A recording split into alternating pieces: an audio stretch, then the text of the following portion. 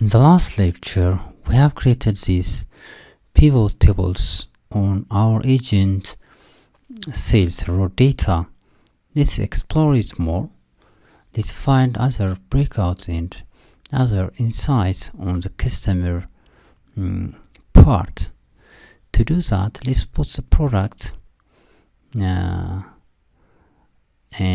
pull out the product and insert the customer into columns, or can uncheck the product and check the column the customer as well.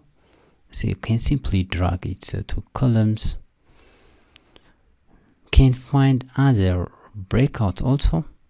We don't want to see agent names here, and we want to pull out the agent, and we want to see the regions.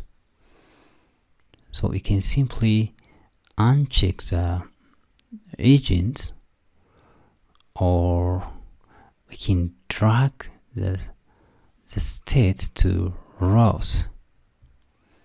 Now we have the sales by region and the customer with the same table. We can reverse this order.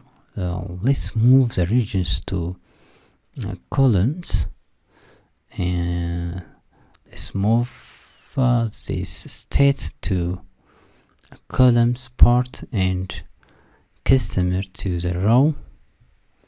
You can simply drag and drop.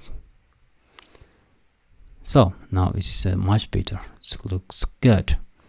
If you update our source data and we want the update apply on the pivot table, we should use the refresh method.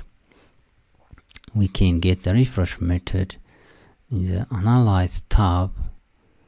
Let's try to update that and go to the Analyze tab and can refresh to update the table. The next lecture we'll see how we can use pivot tables for grouping data and time.